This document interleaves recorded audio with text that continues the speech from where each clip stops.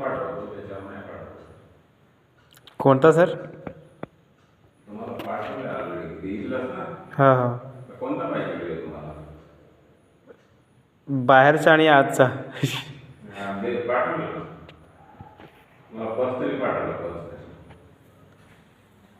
तो आता डाउनलोड पण झाला इकडे, म्हणजे गेला तुमच्याकडे, आला असेल. आला का? हो. पॅरेंट्स विचारतो कुठं आहेस तू?